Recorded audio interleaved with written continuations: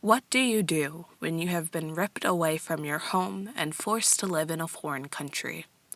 When you have been stripped of your family, your freedom, and any physical possession of your own? When you have nothing to your name but a body and voice? Well, if you are the enslaved Africans of America, you sing. The first ship of enslaved Africans touched shore in 1617 in the colony of Jamestown. Before they were enslaved, these individuals were free men, women, and children along the western coast of Africa. Their livelihood was centered around music, and contrary to early European music, West African music reflected the day-to-day lives of their people. In America, Africans were deprived of many of the freedoms they enjoyed back in their respective countries, and were forced to adapt to a new Western way of life. Any cultural identifier was systematically stripped as to prevent riots and uprisings. Slave masters would give their slaves names with biblical meanings and would require all their slaves to attend church services to instill a sense of Christianity within their plantation.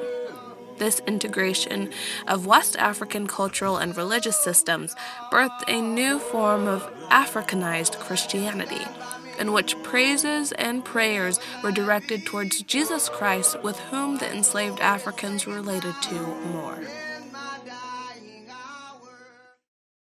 From Africanized Christianity came Negro spirituals.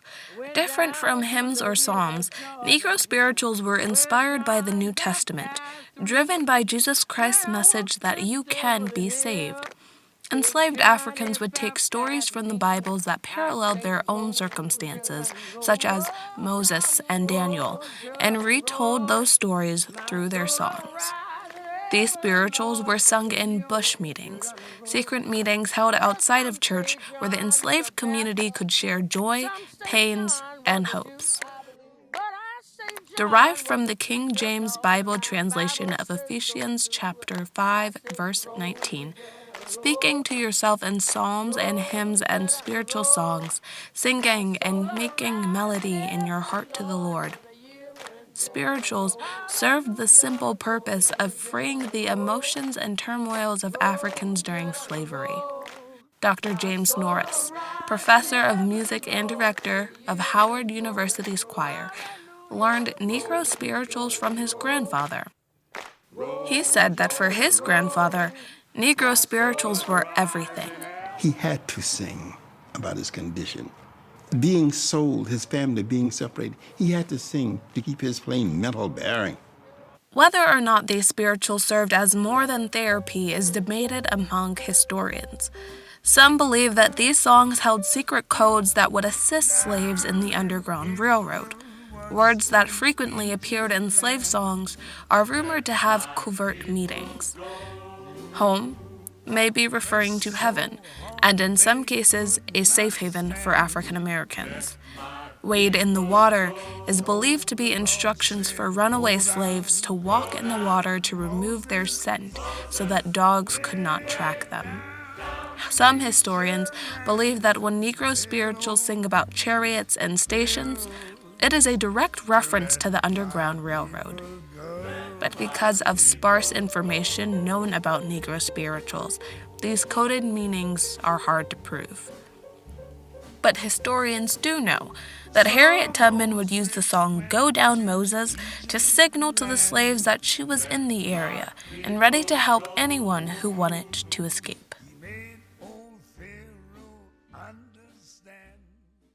Negro spirituals acted as the wellspring for other African American art forms, such as blues, gospels, and jazz. Following the same deep, bassy sound as spirituals, jazz and blues were used to express the sorrows of ex-slaves who found a life of sharecropping and black codes not so different from slavery.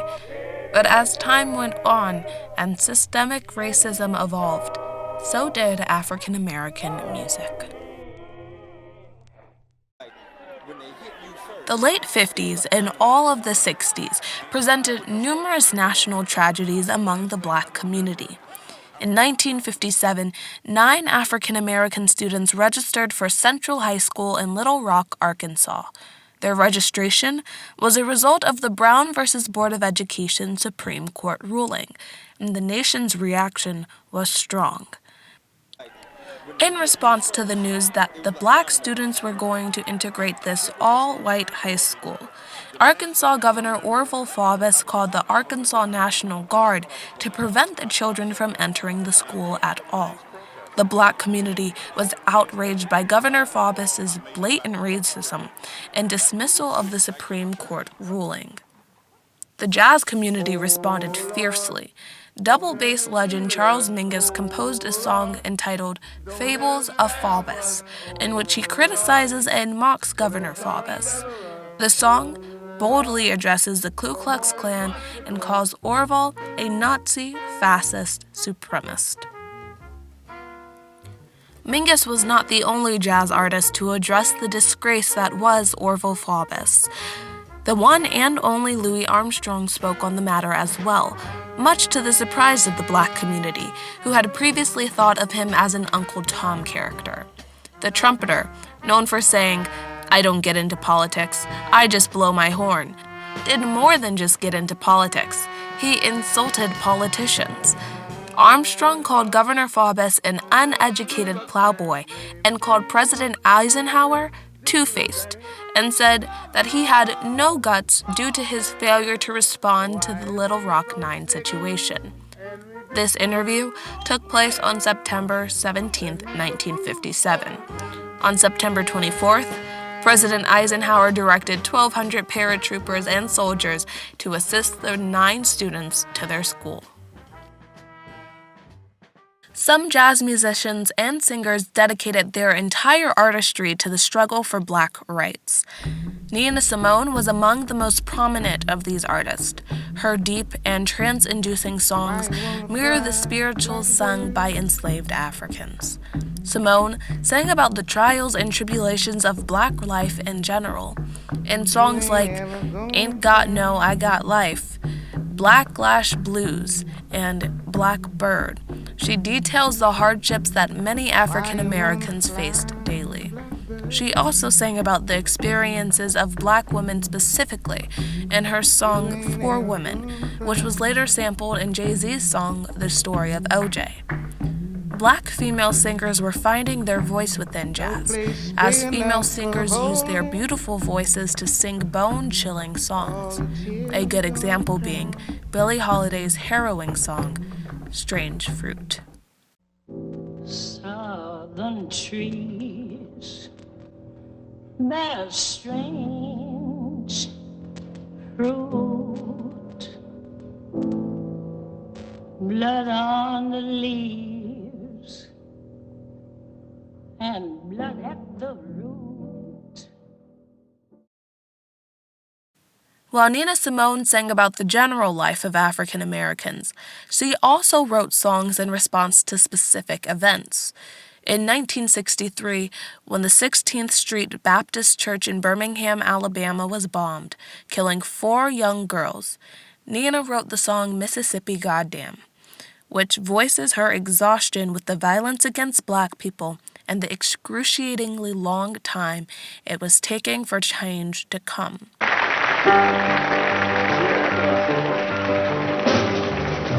Mississippi Goddamn is our last tune. We had some request for it.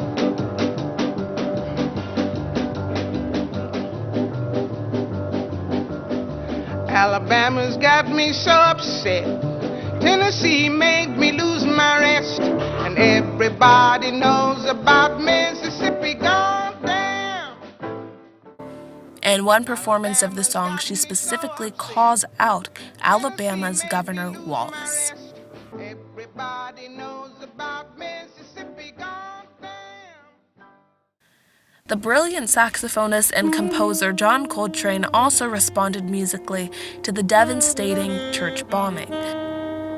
His song, Alabama, was inspired by Dr. Martin Luther King Jr.'s eulogy to the victims, mimicking the cadence and phrasing of King's speech, which is now known as the Eulogy for Martyred Children. Coltrane composed a piece of various sounds and rhythms that transcended anything that jazz had witnessed before. John Coltrane was playing avant-garde jazz. In the 60s, avant-garde jazz was synonymous with free jazz. This style was defined by its unorthodox methods, disregarding the usual tempo, tones, and chord changes. Coltrane was among the many musicians who pioneered free jazz. Towards the mid-60s, free jazz was regarded as the music for the movement. Dr. Martin Luther King was among those who believed that free jazz represented the plight of African Americans. In his opening address at the 1964 Berlin Jazz Music Festival, he said the following about the importance of jazz. Jazz speaks for life. The blues tell the story of life's difficulties. And if you think for a moment, you will realize that they take the hardest realities of life and put them into music, only to come out with some new hope or sense of triumph. This is triumphant music. This is triumphant music. This is triumphant music. Modern jazz has continued in this tradition, singing the songs of a more complicated urban existence. When life itself offers no order and meaning, the musician creates an order and meaning from the sounds of the earth which flow through his instrument. It is no wonder that so much of the search for identity among American Negroes was championed by jazz musicians. Long before the modern essayists and scholars wrote of racial identity as a problem for a multiracial world, musicians were returning to their roots to affirm that which was stirring within their souls. Much of the power of our freedom movement in the United States has come from this music. It has strengthened us with its sweet rhythms when courage began to fail. It has calmed us with its rich harmonies when spirits were down. And now, jazz is exported to the world. For in the particular struggle of the Negro in America, there is something akin to the universal struggle of modern man. Everybody has the blues. Everybody longs for meaning. Everybody needs to love and be loved. Everybody needs to clap hands and be happy. Everybody longs for faith. In music, especially this broad category called jazz, there is a stepping stone towards all of these. While R&B and hip-hop have now taken jazz's place in the Black community, it is clear that these music forms have been birthed from jazz and Negro spirituals. TV networks like BET still preserve music's role in the Black community as much more than just entertainment, but an outlet in which Black people voice their joy, hopes, and pains. With voices like J. Cole, Jay-Z, Kendrick Lamar, and Her creating music that brings a voice to Black pain, it is apparent that although times have changed and music genres have evolved, Black people still face the same struggles that they did decades ago. In the face of discrimination, mass incarceration, and police brutality, Black people remain strong and continue to march for their rights, just like those who came before them. Because what do you do when you have nothing but your body and your voice? You sing.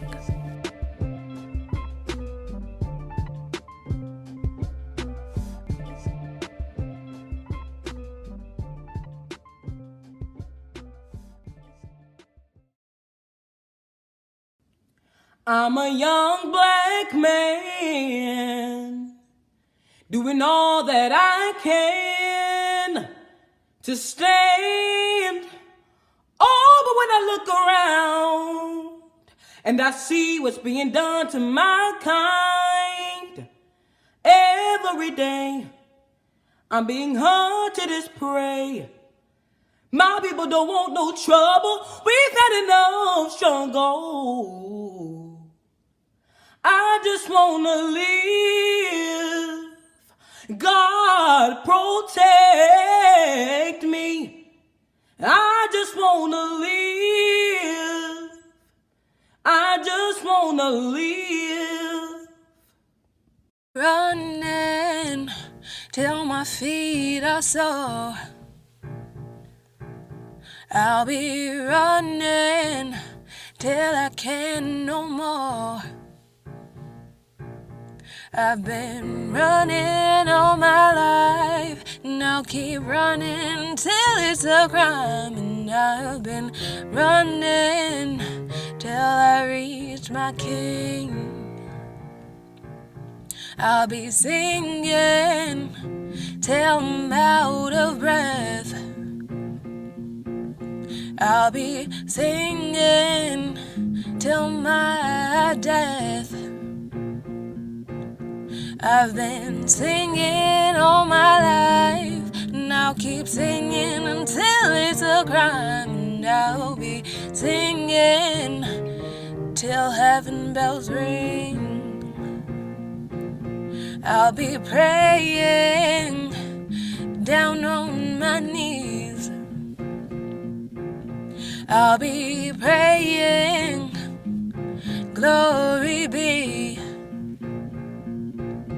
I've been praying all my life, and I'll keep praying until it's a crime. And I've been praying till my Lord takes me. Lord, please give me the strength to carry on. Lord, please keep my heart beating strong. Lord,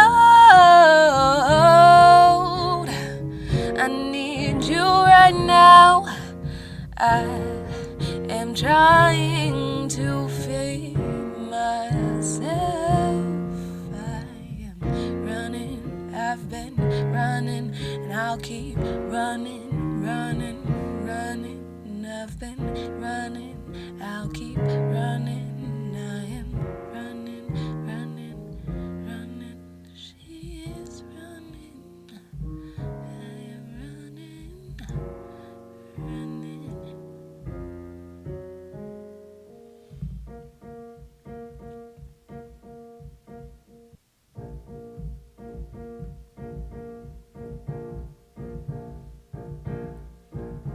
I was running till my feet were sore.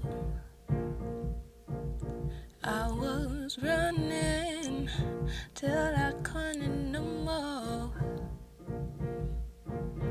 I was running all my life, and I kept running, and now it's a crime. And I was running, and then I saw my kid.